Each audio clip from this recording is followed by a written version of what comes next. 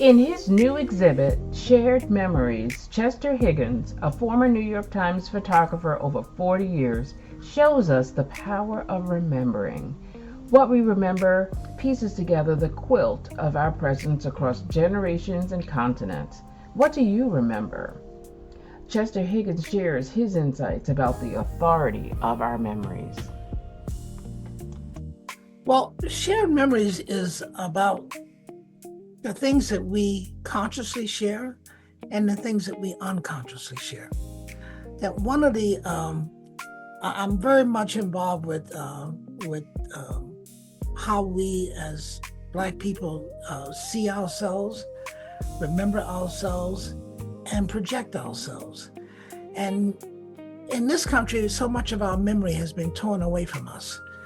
Just like Egyptology, it was invented as a description in the academia world to tear the history of the greatness of Africa, Black Africa, away from African people.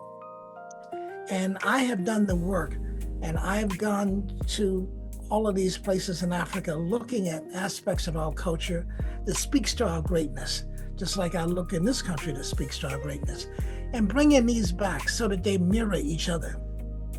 That this is a memory that you didn't know you have, but once you see it, there's something in you that identifies with it. So when you're seeing images of things that from Ghana or from Nigeria or Brazil, you may not, you know that you're consciously you don't recognize it, but unconsciously there's something in you that does recognize it.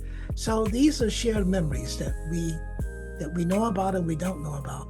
And so it's a place to come and to reacquaint yourself with your memory, your conscious memory, and your unconscious memory, and to really bask in the most glorious way possible in the images of how I try to glorify and to present who we are, so that it makes you feel good about the self that you know as well as the self that you did not know. I spent a lifetime trying to appreciate these other forces that act upon our life. And those other forces have personalities. Wind has personality, time has personality, light has personality.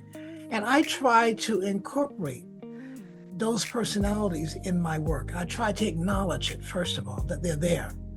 And then to incorporate them so that they can speak for themselves.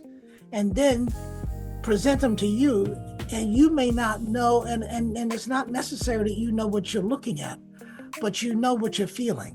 And you may not be able to explain exactly what you're feeling and how you're feeling, but you know there's another element here that is not obvious.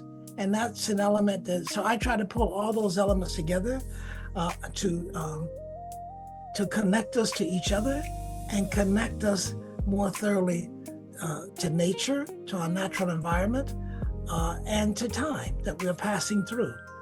And so I'm very glad that I'll be 80 in a few months, and I'm very glad that I've lived to see this. I hope I live longer. I have other things I like to do. Thank you, Chester, for your great work and the mirrors you provide for us to see ourselves. Thank you for these collective shared memories. We will always cherish them.